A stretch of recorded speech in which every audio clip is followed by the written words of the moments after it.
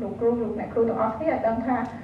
នៅរ៉ាមីនដាស់នោះវាមានតួនាទីសំខាន់គឺតួនាទីវាគឺវាបញ្ចេញមេរោគដែលវាបានអាំងហ្វេតេនៅលើកោសិកាមួយហើយនឹងឲ្យផ្ដល់ឱកាសឲ្យមេរោគនោះមានឱកាសទៅអាំងហ្វេតេនៅកោសិកាថ្មីមួយទៀតត្រង់ចំណុចនេះហើយបាននាំឲ្យមានការផលិតថ្នាំគឺអូសេតាមីវីននោះដែលគេហៅថា inhibitor នៅរ៉ាមីដាស់នោះតួនាទីរបស់វាគឺ block តួនាទីរបស់នៅរ៉ាមីដាស់នោះដើម្បីកុំឲ្យមេរោគនោះមានលទ្ធភាពចេញទៅរាតត្បាតកោសិកាផ្សេងទៀតជាទូទៅករណីនៃជំងឺគ្រុនផ្ដាសាយវាស្រាលទេប៉ុន្តែជំងឺគ្រុនផ្ដាសាយនោះវាបង្កមានគ្រោះថ្នាក់ដល់ជីវិតដែរមិនថានៅលើមនុស្សចាស់ឬអ្នកដែលមាន immunodeprime ឬក៏នៅលើក្មេងតូចឬនៅលើអ្នកដែលមានmalady chronic ទេនៅលើអ្នកសុខភាពល្អក៏វាបណ្ដាលឲ្យមានគ្រោះថ្នាក់ដែរតើតើនៅចំណុចសំខាន់និយាយអំពី mutation reassortment recombination prevention យើងដឹងថាវាមាន mechanism 3ដែលនាំឲ្យមានការផ្លាស់ប្ដូរgene របស់ virus គឺវាមានទី1គឺមាន mutation នោះវាកើតឡើងដោយសារ error នៅពេលវាធ្វើសង្កែ protein គឺនៅពេលធ្វើសង្កែ protein gene ដែល copy មកហ្នឹងមកវាមានលក្ខណៈខុសពី gene ដើមចំណែក reassortment វិញវាកើតឡើងដោយសារមានសត្វថៃជាច្រើនវាឆ្លងរួមគ្នានៅក្នុងអូតតែមួយដោយនៅក្នុងរូបពីថ្ងៃម្សិលដុកទ័រដួងវាសនាបានបង្ហាញថានៅក្នុងបន្ទប់បង្អិតហើយដល់ពេលគាត់ស្លៀកខោទៅគាត់ដូរខោខុសដូច្នេះអា reassortment ហ្នឹងវាធ្វើឲ្យផ្លាស់ប្ដូរ gene ទាំងមូលហើយជាមូលហេតុនាំឲ្យតួនាទីរបស់ gene ហ្នឹងក៏ផ្លាស់ប្ដូរដែរចំណែក recombination វិញវាផ្លាស់ប្ដូរតែចំណែកមួយដូចនៅក្នុងរូបគឺមិនផ្លាស់ប្ដូរខោឬអាវទាំងមូលទេគឺផ្លាស់ប្ដូរតែដៃអាវមួយចំណែកទេដោយសារ mechanism ទាំងហ្នឹងហើយវាធ្វើឲ្យមានការផ្លាស់ប្ដូរនៅរូបរាងរបស់ virus ឬក៏យើងអាចនិយាយបានថាគឺជាសមត្ថភាពមួយរបស់ virus ដែលវានាំដែលបណ្ដាលឲ្យមានជា antigenic drift និង antigenetic shift យើងដឹងថា drift ហើយនិង shift ខុសគ្នាសងត្រង់ថា antigenetic drift វាមានការផ្លាស់ប្ដូរបន្តិចបន្តួចទេចំណែក antigenic shift វាមានការផ្លាស់ប្ដូរច្រើនគឺការផ្លាស់ប្ដូរច្រើនរហូតដល់ឲ្យបង្កើតជាសត្វថៃប្រភេទថ្មី antigenetic shift នោះភាគច្រើននៅលើ reassortment រវាង virus ចាប់ពី2ឡើងទៅដោយសារមានលក្ខណៈ antigenic drift និង shift ហើយវាជាមូលហេតុបណ្ដាលឲ្យ virus នោះមានលទ្ធភាពគេចផុតពីប្រព័ន្ធការពារសារពាង្គកាយយើងណាហើយដោយសារវាគេចផុតហ្នឹងហើយវាបង្កឲ្យមានជា epidemic ជាផ្ដាសាយប្រចាំរដូវហ្នឹងចំពោះ antigenic drift ប៉ុន្តែវាបង្កឲ្យជា pandemic ចំពោះ antigenic shift ដោយសារ antigenic shift នោះវាឲ្យលេចចេញជាសត្វថៃថ្មីអញ្ចឹងប្រជាជនទាំងអស់ពលរដ្ឋទាំងអស់ក៏អត់ទាន់មានប្រព័ន្ធការពាររាងកាយទល់នឹងអាប្រភេទថ្មីដូច្នេះវាធ្វើឲ្យមានគ្រោះថ្នាក់ខ្លាំងតកតងនឹងantibiotic អង្គកប្រឆាំងនឹងជំងឺគ្រុនផ្ដាសាយវាមានអង្គកច្រើនប៉ុន្តែចំណុចសំខាន់គឺយើងចង់ឲ្យលើកតែអំពី ECM និង ECC ECM គឺវាកើតឡើងនៅពេលដែល virus ចូលដំបូងនៅក្នុងរូបនេះយើងឃើញថាពេល first contact ដំបូងជាមួយ virus ហ្នឹង ECM កើតឡើងប៉ុន្តែ ECM ហ្នឹងវាស្ថិតនៅតែក្នុងរយៈពេលខ្លីទេប្រហែលជា3ទៅ6ខែ ECM នោះវាមានធំហើយដៃវាច្រើនប៉ុន្តែវាចាប់មេរោគអត់សូវជាប់ទេប្រហែលជា3-6ខែវាចាប់ផ្ដើមចុះទៅវិញចំណែក ECC វិញគឺវាចាប់ដើមកើតឡើងក្រោយមកគឺនៅពេលដែល ECM ចាប់ដើមចុះប៉ុន្តែវានៅបានរយៈពេលយូររហូតដល់រាប់ឆ្នាំ ECC នោះវាតូចហើយប៉ុន្តែវាមានដៃតិចប៉ុន្តែវាចាប់បានជាប់ខ្លាំងការដែលយើងស្គាល់អំពីអង្គកនោះវាមានប្រយោជន៍គឺទី1វាកាត់បន្ថយមិនឲ្យមានជំងឺហើយទី1ទៀតវាអាចមានលក្ខណៈមួយបង្ការហើយដោយសារអង្គកនោះជាមូលដ្ឋានអាចឲ្យយើងធ្វើរោគវិនិច្ឆ័យរោគជំងឺគ្រុនផ្ដាសាយនៅក្នុងមន្ទីរពិសោធន៍អង្គកនោះក៏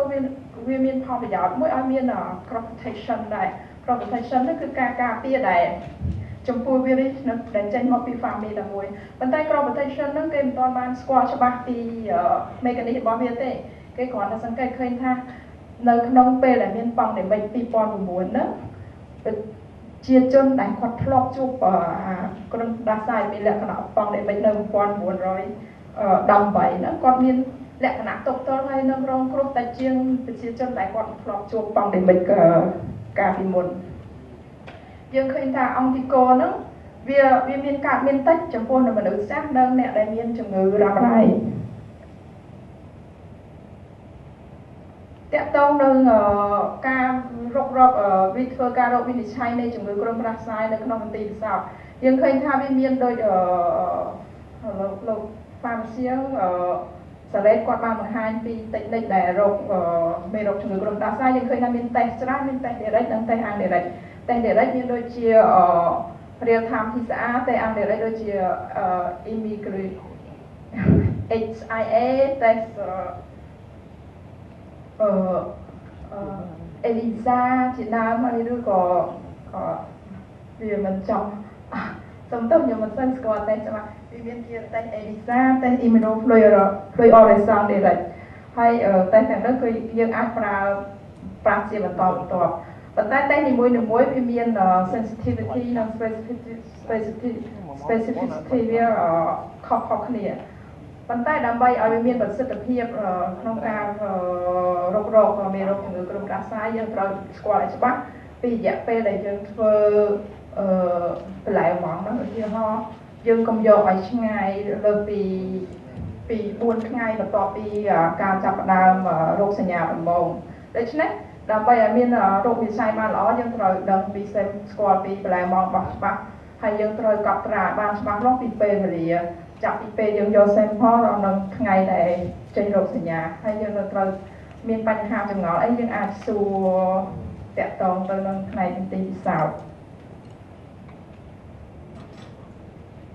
នៅចំណុចនេះយើងគ្រាន់ចង់បង្ហាញថាតើជំងឺគ្រុនផ្ដាសាយមានប្រមាណគឺជំងឺគ្រុនផ្ដាសាយវាមានគ្រុនផ្ដាសាយតាមរដូវកាលគ្រុនផ្ដាសាយដែលមានលក្ខណៈជា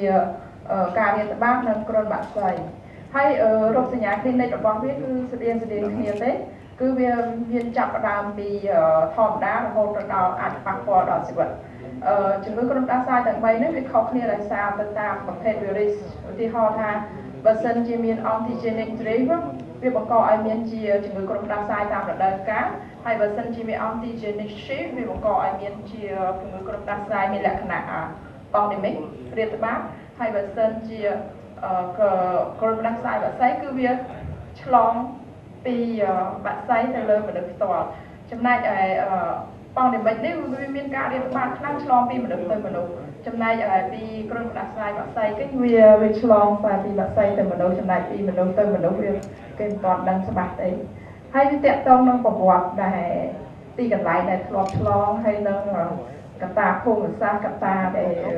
អាកាសធាតុផងដែរហើយតាក់ទងនឹងកត្តាបុគ្គលដែលឆ្លងផងតាក់ទងនឹងអាយុរបស់គាត់ក្មេងតូចខ្លាំងហើយនឹងមនុស្សចាស់ក៏គ្រោះថ្នាក់ដែរចំណែកបញ្ហាតាក់ទងនឹងការឆ្លងនៃជំងឺនេះវាក៏វាអាស្រ័យទៅលើcirculation របស់ virus ពីមុនឧទាហរណ៍ថានៅកន្លែងហ្នឹងគាត់ឆ្លង virus ដែលមានប្រភេទស្តៀងនឹង virus ប្រភេទថ្មីអញ្ចឹងគាត់វាមានភាពស៊ាំជាងអ្នកដែលមិនទាន់ធ្លាប់ឆ្លងកាត់ virus នោះ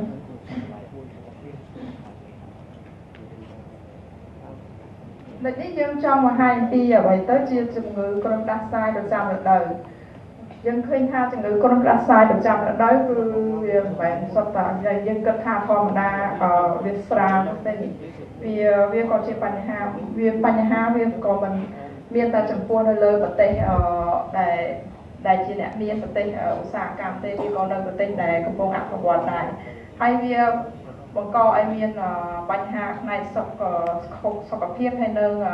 តាក់ទងនឹងថវិការបស់ជាតិដែរហើយវាមានអាការដែលលក្ខណៈបែបបទនៃការឆ្លងរាតត្បាតហ្នឹងគឺវាមានភាពស្មុគស្មាញហើយចំណែកដែល ជំងឺគ្រុនផ្ដាសាយនៅតាមរដូវហ្នឹងវាតកតងទៅនឹងសីតុណ្ហភាពឧទាហរណ៍ដូចនៅកម្ពុជាយើងគឺវាក្រោយពីភ្លៀងឬក៏រដូវនៅពេលរដូវរំហើយតកតងនឹងចលនារបស់ប្រជាជនឧទាហរណ៍ដល់ក្រោយភ្លៀងទៅប្រជាជនគាត់ធ្វើចល័តច្រើនអញ្ចឹងទៅគាត់ជិះឡានជិះអីគាត់មានឱកាសនៅចិត្តគ្នាអញ្ចឹងក៏ពេលហ្នឹងមានឱកាសដែលអាចមានវិបត្តិហើយនៅមានតកតងនឹងបញ្ហាផ្សេងៗទៀតតកតងនឹងសិនមិញយើងបានបង្ហាញពីតេស្តរហ័សតែក្នុងការដែលមានលទ្ធភាពរោគមេរោគគ្រុនជំងឺគ្រុនផ្ដាសាយឲ្យលទ្ធផលនៅក្នុងរយៈពេល15នាទីប៉ុន្តែតេស្តរហ័សនោះវាមានគុណវិបត្តិវាបន្តិចគឺវា sensitivity របស់វាទាប sensitivity ទាបមានន័យថាបើសិនជាអ្នកជំងឺឧទាហរណ៍ថាបើ sensitivity តែ 60% បើសិនជាអ្នកជំងឺឈឺពិត100នាក់វាអាចតេស្តរកឃើញឈឺ positive នឹងតែ50ទេដូច្នេះយើងអាចបាត់បង់អ្នកដែលឈឺពិតអញ្ចឹងប៉ុន្តែ sensitivity ហ្នឹងក៏វាប្រែប្រួលទៅតាមអាយុនិងរយៈពេលដែលយើងយកបន្លែម៉ង់ឧទាហរណ៍បើសិនជាយើងយកបន្លែម៉ង់តិចជាង4ថ្ងៃបន្ទាប់ពីចេញរោគសញ្ញាដំបូងអាហ្នឹងយើងមានឱកាសរកឃើញមេរោគបានច្រើនបន្ទាប់មកអាវីរមីវាចុះអញ្ចឹងការរកតេស្តហ្នឹងក៏វាបន្ថយទៅតាមនឹងដែរដូច្នេះដោយសារsensitivity វាទាបអញ្ចឹងវាអាចមាន false negative ច្រើនមានន័យថាតេស្តដែលយើងធ្វើ negative ហ្នឹងតេស្តប្រើតេស្ត rapid negative ហ្នឹងมันអាចធានាថាអ្នកជំងឺហ្នឹងក៏អត់ឈឺទេដោយសារ sensitivity វាទាបដូច្នេះបើ sensitivity វាទាបអញ្ចឹង specificity វាខ្ពស់គឺពីរហ្នឹងគឺប្រច្រាស់គ្នាកាលណា specificity វាខ្ពស់វាអាចមាន false positive មានន័យថា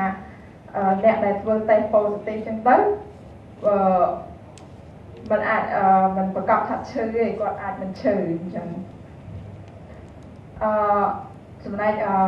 rapid test ហ្នឹងវាងាយស្រួលធ្វើដោយក្នុងពេលដែល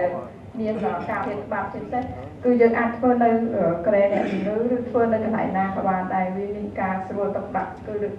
បាច់មានការដឹកជញ្ជូនជាម៉ាស៊ីនអីច្រើនទេប៉ុន្តែក្នុងករណីដែលមានការផ្ទុកមេរោគថ្មីយើងមិនគួរប្រើទេពីព្រោះវាមិនស័ក្តិសមទេពីព្រោះអាតេស្តហ្នឹងគឺគេយកអង់ទីហ្សែនរបស់ virus ដែលគេធ្លាប់ស្គាល់រួចទៅហើយក្នុងករណីដែលផ្ទុកជំងឺថ្មីគឺ virus ថ្មីអញ្ចឹងវាមិនអាច detect បានទេត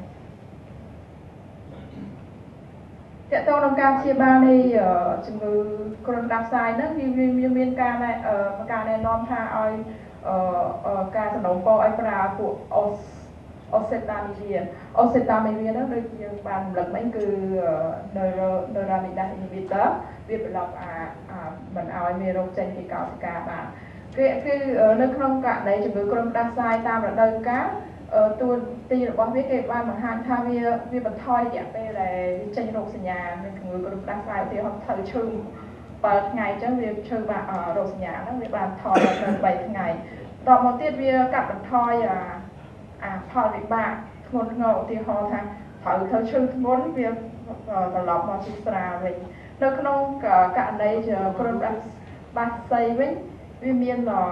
តន័យតិចតួចដែលបង្ហាញថាវាមានប្រសិទ្ធភាពប៉ុន្តែនៅ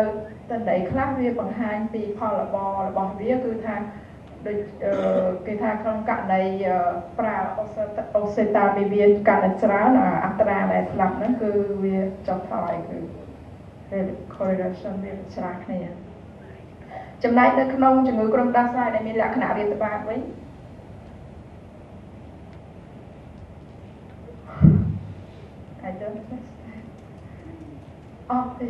តែមានលក្ខណៈរាតត្បាតវិញគឺវាកាត់បន្ថយលទ្ធផលវិបាកធ្ងន់ធ្ងរនៅក្នុងដែលជំងឺគ្រុនផ្ដាសាយមានលក្ខណៈរាតត្បាតប៉ុន្តែអានេះយើងឃើញតែផលល្អរបស់វាទេប៉ុន្តែផលវិបាកពិតប្រាកដយើងដឹងទេដូច្នេះដោយសារយើងឃើញតែ data ដែលមានផលល្អអញ្ចឹងដើម្បីចង់ដឹងពិតប្រាកដយើងត្រូវចូលទៅក្នុងទិន្នន័យរបស់ data ទិន្នន័យស្រាវជ្រាវទាំងអស់ដែលបង្ហាញពីគុណសម្បត្តិនិងគុណវិបត្តិរបស់ថ្នាំនេះហើយការកាត់វាដូច្នេះការ resistance របស់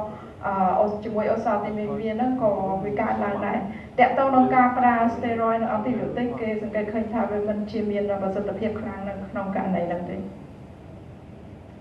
កតងនេះគឺជាចុងក្រោយរបស់គេគឺ គឺតកតងនឹងចាក់វ៉ាក់សាំងនៃជំងឺគ្រុនផ្ដាសាយយើងឃើញថាមធ្យោបាយដែលល្អដែលទប់ទល់នឹងជំងឺគ្រុនផ្ដាសាយគឺមានតែវ៉ាក់សាំងទេគឺគេបានណែនាំឲ្យចាក់នៅលើមនុស្សចាស់និងអ្នកដែលមានជំងឺប្រចាំកាយឬជំងឺរ៉ាំរ៉ៃប៉ុន្តែសិទ្ធិភាពរបស់វាគេយើងមិនទាន់ដឹងនៅមានការវិភាគសាគឺសិទ្ធិភាពគឺតកតងនៅលើអាយុឬក៏តកតងនៅតាមភេទមេរោគនៅតាមឆ្នាំនីមួយៗគឺការនេះវាតកតងនឹងការណែនាំពីប្រព័ន្ធបណ្ដាញនៃរបស់ WHO អំពីជំងឺគ្រុនផ្ដាសាយវាមានside effect តិចតួចប៉ុន្តែវាស្រាលទេដូច្នេះវាដូចជាវ៉ាក់សាំងផ្សេងៗអញ្ចឹងយើងត្រូវមានតកតងក្នុងការផលិតនិងការប្រើប្រាស់ឬយើងត្រូវគិតអំពីតកតងនឹងតម្លៃហើយនឹងផលប្រយោជន៍សម្រាប់អ្នកជំងឺឬសម្រាប់សហគមន៍ខ្ញុំសូមអរគុណ